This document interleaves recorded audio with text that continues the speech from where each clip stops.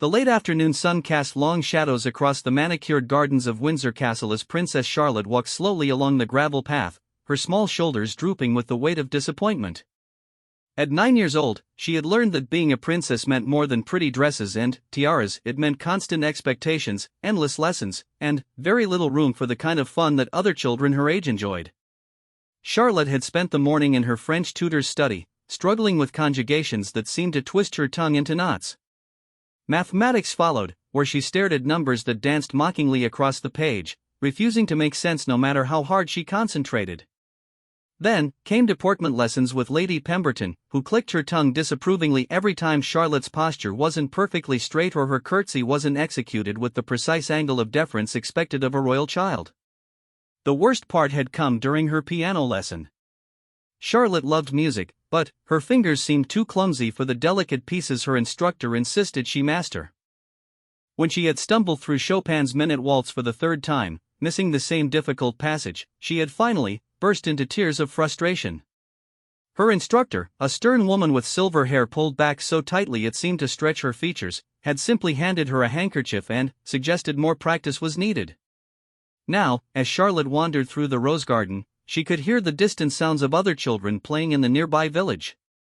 Their laughter drifted over the castle walls like a reminder of a world she could observe but never truly join. She paused by her favorite spot, a stone bench nestled between two ancient oak trees where she often came to think and sometimes to cry when the pressures of royal life became too overwhelming. The sound of approaching footsteps on the gravel made Charlotte quickly wipe her eyes. She had learned early that crying was considered unseemly for a princess, especially in public where staff members might see and report back to her grandmother or step-grandmother. The footsteps belonged to Queen Camilla, who appeared around the corner of a towering hedge, her expression already set in the familiar lines of disapproval that Charlotte had come to dread. "Charlotte, what are you doing out here by yourself?" Queen Camilla's voice carried the crisp authority that had developed during her years as queen consort. She wore a cream-colored suit that looked perfectly pressed despite the day's activities, and her hair was styled in the immaculate waves that never seemed to move, even in the strongest wind. "You should be inside preparing for this evening's dinner. The ambassador from France will be joining us, and your presence is expected." Charlotte stood quickly, smoothing her blue dress with hands that trembled slightly. She had forgotten about the dinner, though she suspected it would be another evening of sitting quietly, speaking only when spoken to, and using the correct fork for each course while adults discussed topics she couldn't understand or contribute to. "I'm sorry, Your Majesty," Charlotte said, using the formal address she had been taught to use even with family members in certain situations. "I was just getting some fresh air. I'll go inside now."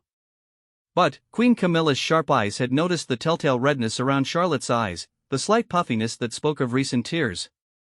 Her expression hardened further, and she stepped closer to the young princess with the bearing of someone accustomed to being obeyed without question. "Have you been crying again?" The question was asked in a tone that suggested crying was a personal failing rather than a natural response to stress and disappointment. "Charlotte, we have discussed this before. A princess does not display such weakness, especially where others might see.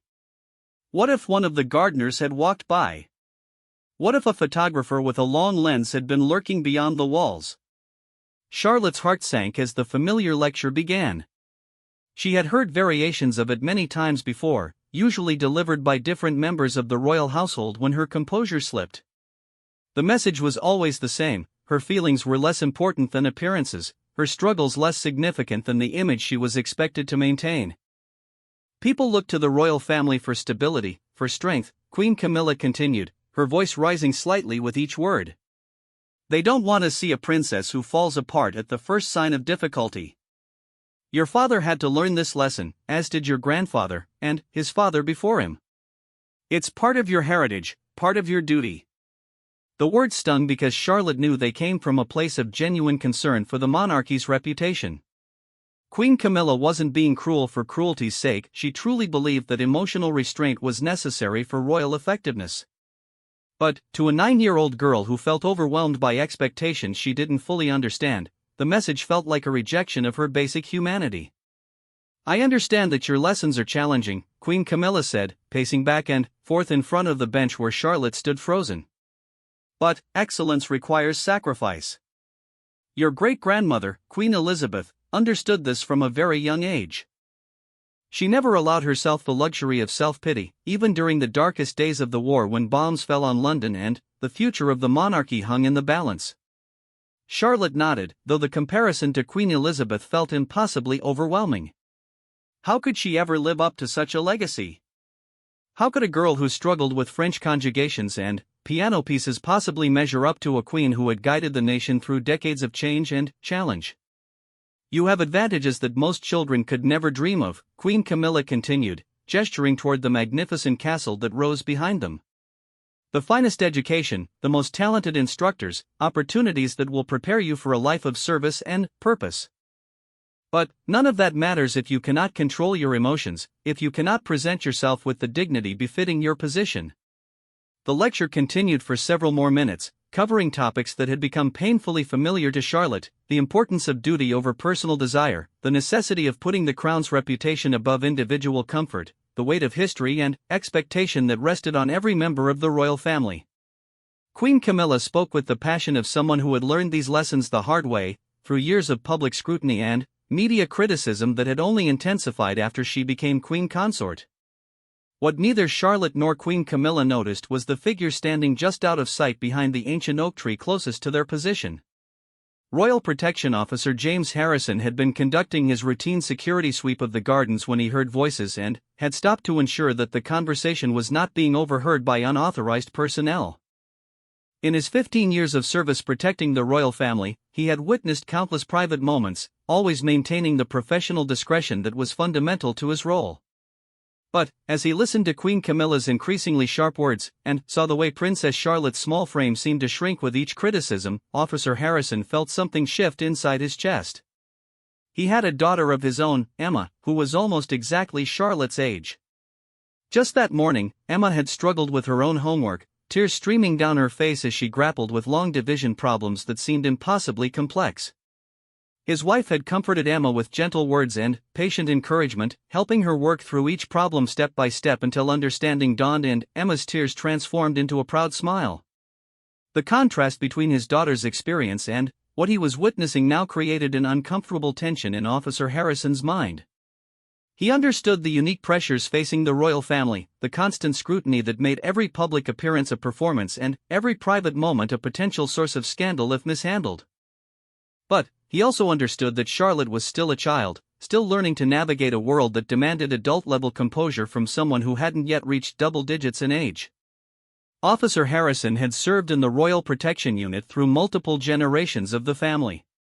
He had watched Prince William and Prince Harry grow from boys into men, had seen the impact of constant pressure and expectation on young minds trying to develop their own sense of identity within the constraints of royal protocol. He had also observed the different approaches taken by various family members when it came to balancing tradition with compassion, duty with humanity. As Queen Camilla's voice grew more stern and Charlotte's posture became increasingly dejected, Officer Harrison found himself facing a dilemma that went to the heart of his professional and personal values. His job was to protect the royal family, but protection meant more than just preventing physical threats. Sometimes it meant protecting them from situations that could cause lasting emotional harm, even when those situations arose from within the family itself. The weight of his service weapon on his hip reminded him of his official role, but the image of his own daughter's tear-streaked face that morning reminded him of his role as a father and protector of children. In just a few moments, he would have to make a decision that could affect not only his career but also the emotional well-being of a young princess who was clearly struggling under pressures that would challenge adults. The afternoon sun continued its descent toward the horizon, casting the garden in golden light that made the scene appear almost dreamlike. But, for Princess Charlotte, standing before her step-grandmother with tears threatening to spill once again, the beauty of her surroundings felt like a mockery of her inner turmoil. She was trapped between her natural emotional responses and the impossible standard of perfection that seemed to define her existence. And, somewhere behind the oak tree, Royal Protection Officer Harrison was preparing to step out of the shadows and into a moment that would test everything he believed about duty, compassion, and the true meaning of protecting those in his care. Officer James Harrison had served the royal family through moments of triumph and tragedy, state ceremonies and private celebrations, but he had never found himself in quite this position before. As Queen Camilla's voice continued to rise in the garden, he could see Princess Charlotte's small hands clenched at her sides, her knuckles white with the effort of holding back tears that threatened to spill despite her best efforts. "Your behavior this afternoon has been completely unacceptable," Queen Camilla was saying, her words carrying across the still air with crystalline clarity. "When Lady Pemberton reported that you had been slouching during deportment lessons, and your piano instructor mentioned your emotional outburst, I hoped that a quiet conversation would be sufficient. But finding you here, wallowing in self-pity instead of preparing for your duties, suggests that stronger measures are necessary." Charlotte's chin trembled as she struggled to maintain the composure that was being demanded of her. At 9 years old, she was caught between the innocent emotions of childhood and the rigid expectations of royalty, a position that would have challenged someone twice her age. The tears she was fighting so hard to contain weren't just about the failed piano lesson or the difficult French conjugations, they were about the growing realization that her life would always be shaped by standards that seemed impossible to meet. Officer Harrison felt the familiar weight of his responsibility pressing down on him. His training had prepared him for threats from outside the royal circle: assassins, kidnappers, terrorists, overzealous photographers. But nothing in his extensive preparation had addressed what to do when the threat to a royal family member's well-being came from within their own circle, motivated not by malice but by a misguided sense of duty and tradition. He thought of his own daughter Emma, who had inherited his wife's sensitive nature and his own stubborn determination. Just last week, Emma had come home from school upset because her teacher had criticized her handwriting in front of the entire class. Instead of lecturing her about the need to improve, he and his wife had spent the evening helping Emma practice her letters, turning what could have been a source of shame into a family activity filled with encouragement and gentle guidance. The contrast between that approach and what he was witnessing now couldn't have been starker. While he understood that Princess Charlotte's position required a different level of preparation and self-discipline than most children faced, he also knew that breaking a child's spirit was never the path to genuine strength or confidence. "I want you to understand something very clearly," Queen Camilla continued, stepping closer to Charlotte until she loomed over the young princess like a tower of disapproval. "Your position in this family is not guaranteed simply by birth. The public's support for the monarchy depends on our ability to demonstrate worthiness, dignity, and unshakable resolve. Every time you display weakness, you undermine not just your own future but the institution that has served this nation for over 1,000 years." The historical weight of those words would have been overwhelming for an adult politician or diplomat. For a 9-year-old girl who still kept stuffed animals on her bed and sometimes forgot to tie her shoes properly, they were crushing. Charlotte's shoulders began to shake with the effort of containing sobs that wanted to escape, and Officer Harrison could see that she was reaching the breaking point that would result in exactly the kind of emotional breakdown that Queen Camilla was trying to prevent. His hand moved instinctively toward his radio, following protocol that required him to alert his supervisors whenever he observed anything unusual involving the royal family. But something made him pause, his fingers hovering over the device as he considered the implications of making this private moment even more public. Adding more authority figures to the situation would likely make things worse for Charlotte, not better. Instead, Officer Harrison found himself thinking about a conversation he'd had with his wife just 2 weeks earlier. Emma had been struggling with bullying at school, and they had discussed the importance of standing up for those who couldn't protect themselves. His wife had reminded him that courage wasn't just about facing obvious enemies, sometimes it meant speaking up when you witnessed injustice, even when doing so carried personal risk. "The photographers who follow this family are always looking for signs of weakness," Queen Camilla was saying, seemingly oblivious to the emotional damage her words were inflicting. "They want to capture images of royal children crying, struggling, appearing less than perfect. Those photographs become front-page stories that damage the crown's reputation for generations. Is that really what you want your legacy to be?" Charlotte's composure finally began to crack, and a single tear escaped despite her desperate attempts at control. The sight of that tear rolling down her young cheek seemed to trigger an even harsher response from Queen Camilla, who clearly viewed any display of emotion as a failure of character rather than a natural human response to overwhelming pressure. "Stop that immediately," Queen Camilla commanded, her voice sharp with frustration.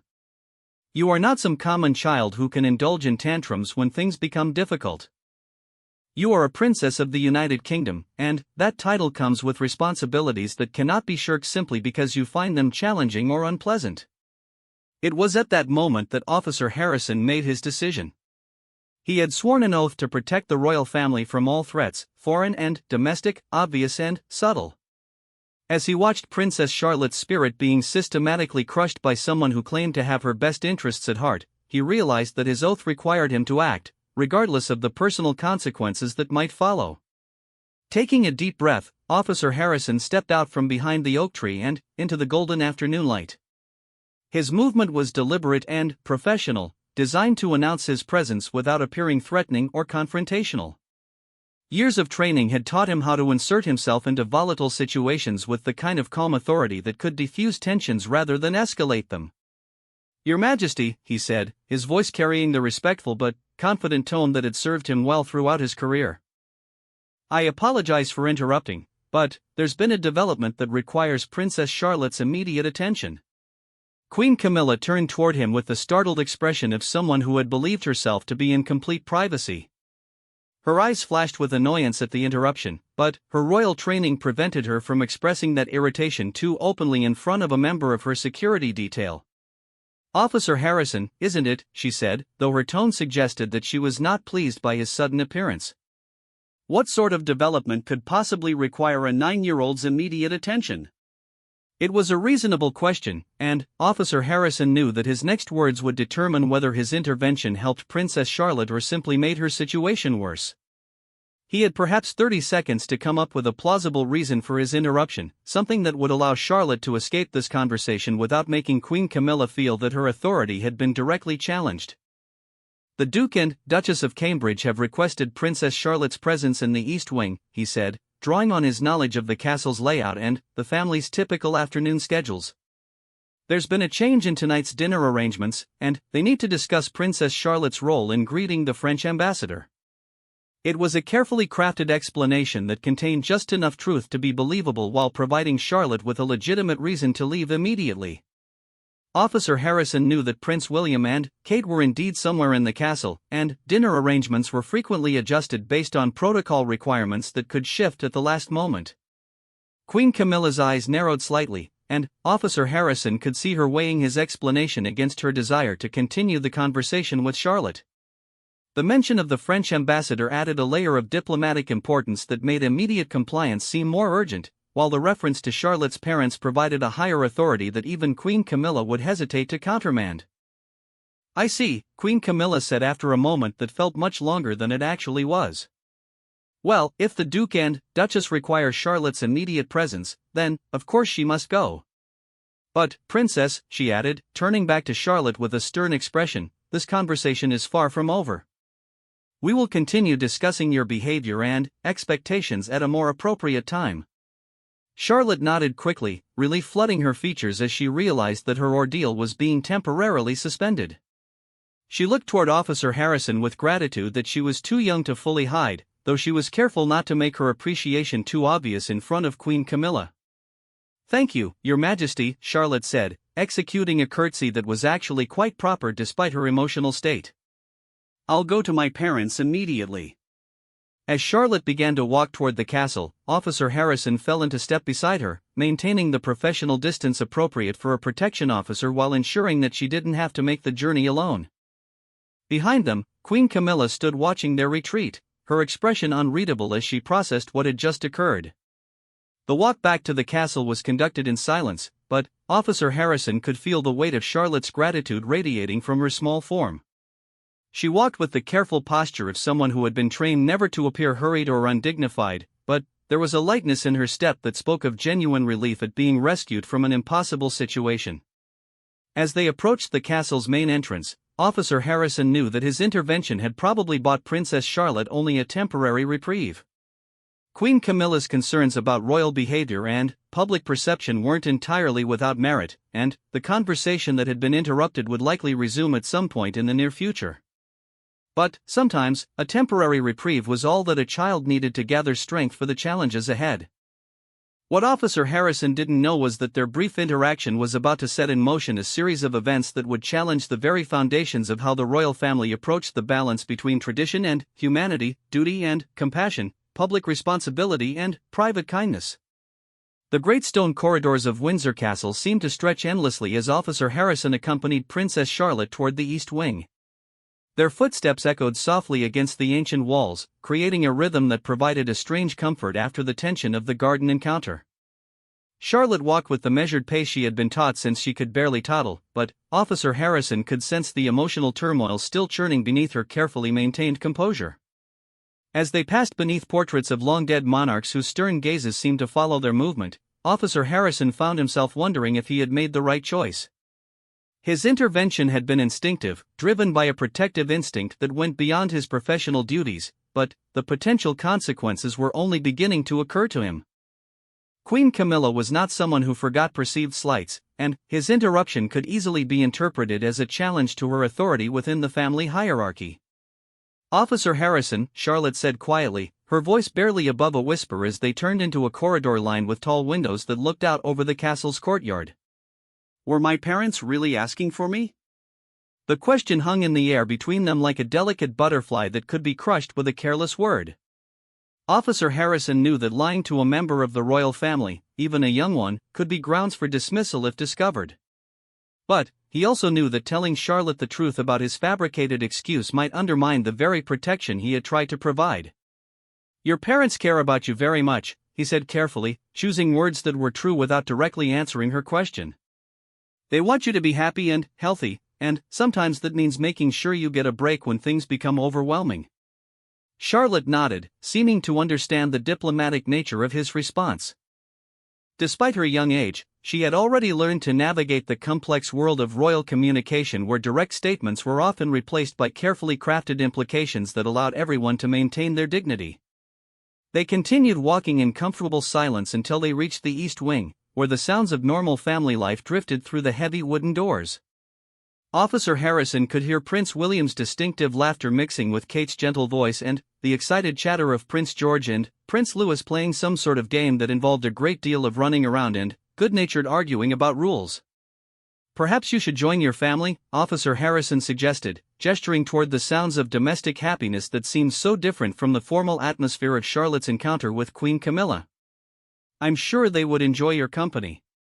Charlotte hesitated at the door, her hand hovering over the ornate handle as if she were afraid that entering would somehow make her fabricated summons real. The weight of deception, even well-intentioned deception, sat heavily on her young shoulders. "Will you get in trouble?" she asked, turning to look up at Officer Harrison with eyes that held wisdom far beyond her years. Queen Camilla seemed upset that you interrupted. It was a perceptive question that revealed Charlotte's growing understanding of the complex dynamics that governed life within the royal family. Officer Harrison felt a surge of admiration for this young princess who, despite being overwhelmed by expectations and criticism, still found the emotional energy to worry about someone who had tried to help her. "That's not for you to worry about," he said gently, though privately he suspected that Queen Camilla would indeed find ways to express her displeasure with his intervention. "Part of my job is making sure that all members of the royal family are safe and secure, and that includes making sure you have opportunities to spend time with your immediate family." Before Charlotte could respond, the door swung open to reveal Kate, the Princess of Wales, whose maternal instincts had apparently detected the presence of her daughter in the hallway. Kate's warm smile immediately enveloped Charlotte in the kind of unconditional acceptance that had been missing from her afternoon encounter with Queen Camilla. "Charlotte, sweetheart, there you are," Kate said, her voice carrying the gentle warmth that had made her beloved by both the public and her own children. "We were just about to have some tea and biscuits before dinner preparations begin. Would you like to join us?" The contrast between Kate's approach and Queen Camilla's couldn't have been more striking. Where Queen Camilla had focused on Charlotte's failures and shortcomings, Kate's attention was entirely focused on creating a welcoming space where Charlotte could simply be a child rather than a representative of the crown.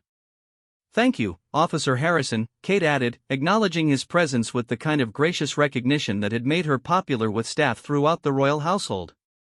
"I know how dedicated you are to ensuring our family's well-being."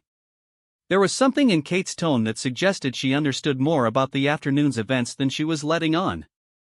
Officer Harrison wondered if perhaps other staff members had mentioned Queen Camilla's increasingly frequent criticism of Charlotte's behavior, or if Kate's own maternal instincts had picked up on signs of stress in her daughter.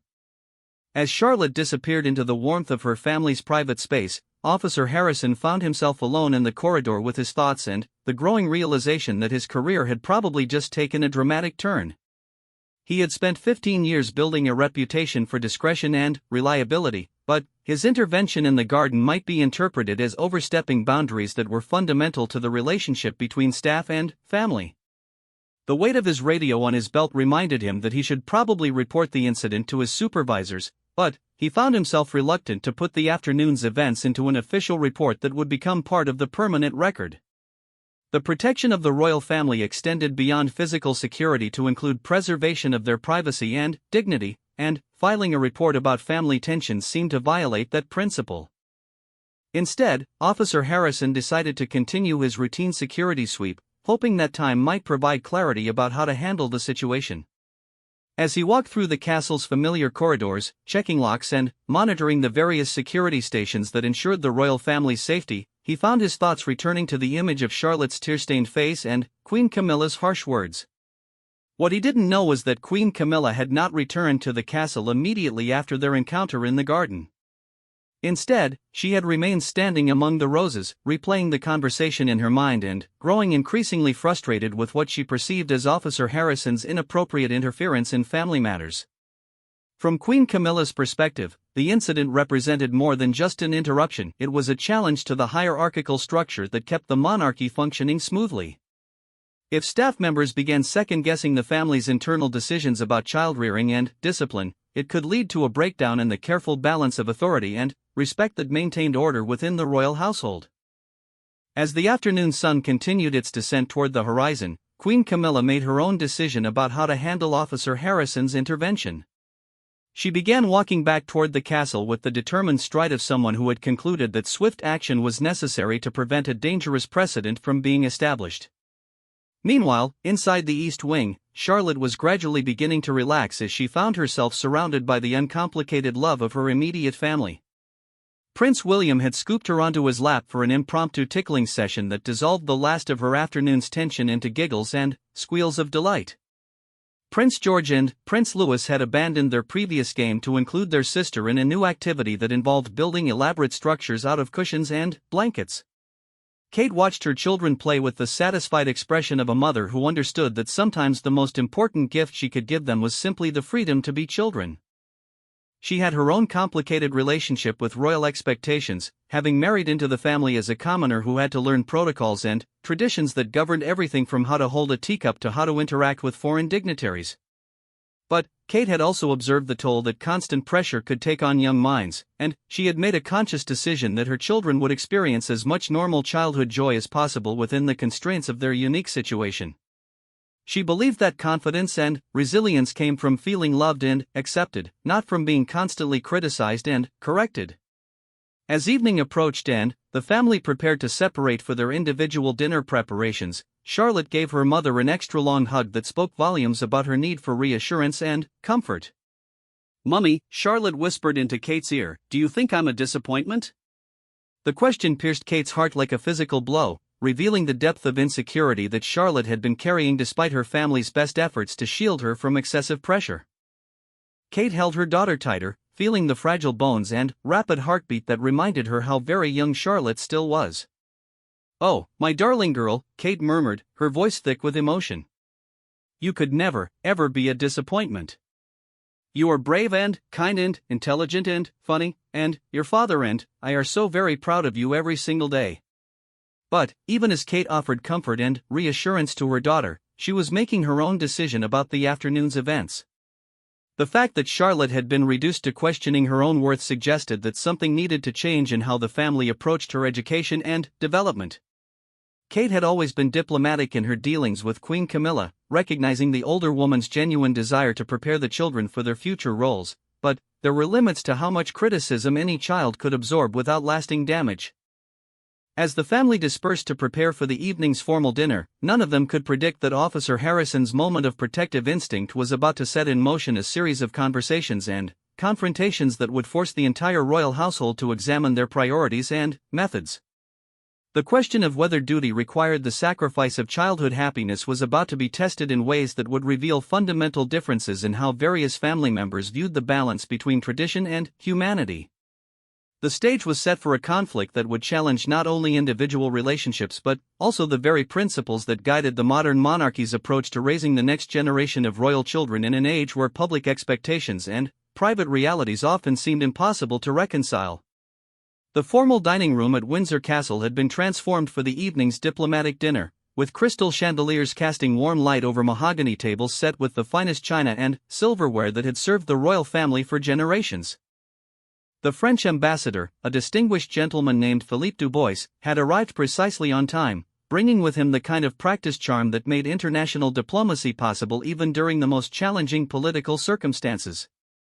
Princess Charlotte entered the dining room wearing a navy blue dress that had been carefully selected to project both youthful innocence and royal dignity. Her hair had been styled by one of the castle's staff members into an elegant arrangement that made her appear older than her 9 years, and her posture reflected hours of deportment training that had taught her to move with the grace expected of someone in her position. But, despite her polished appearance, Charlotte felt the weight of the afternoon's events pressing down on her like a physical burden. Queen Camilla's harsh words echoed in her mind, creating a constant background noise of self-doubt that made it difficult to focus on the conversation swirling around the dinner table. She found herself second-guessing every movement, every word, every expression, worried that any misstep would provide further evidence of her inadequacy as a representative of the crown. Queen Camilla, seated across the table from Charlotte, maintained the perfectly composed demeanor that had become her trademark since ascending to her current role. To outside observers, she appeared to be the epitome of royal grace, engaging Ambassador Dubois in conversations about French cultural initiatives and trade relationships that demonstrated both her intelligence and her commitment to her duties. But, beneath the surface, she was acutely aware of Charlotte's presence and increasingly frustrated by what she perceived as the young princess's continued display of uncertainty and nervousness. Prince William and Kate flanked Charlotte on either side, their protective instincts heightened by their daughter's subdued behavior.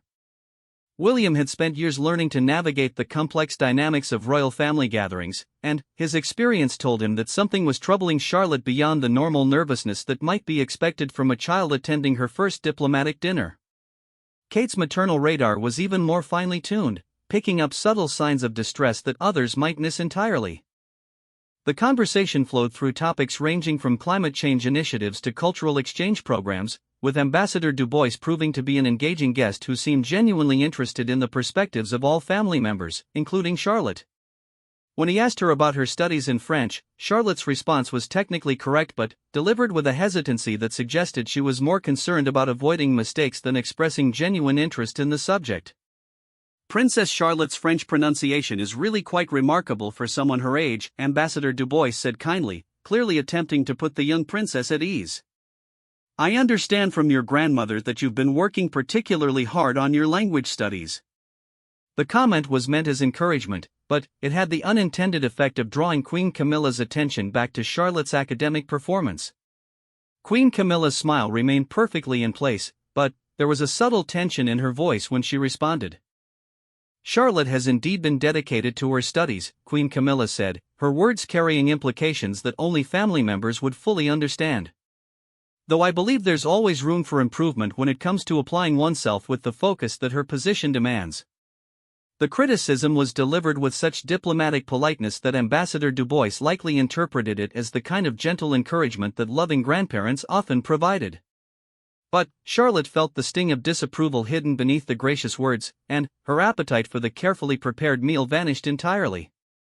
Kate noticed immediately when Charlotte's fork began pushing food around her plate rather than actually eating, and she caught William's eye with a meaningful look that conveyed volumes about her growing concern.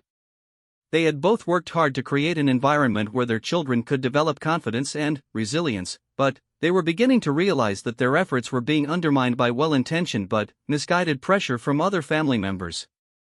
The tension at the table was subtle enough that Ambassador Dubois remained oblivious, but it was creating an undercurrent of stress that threatened to affect everyone's ability to focus on the diplomatic objectives of the evening.